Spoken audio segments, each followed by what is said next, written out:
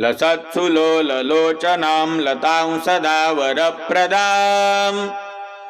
कपालशूलधारिणीं भजामि विन्ध्यवासिनीं करे मुदा गदाधरां शिवां शिवप्रदायिनीं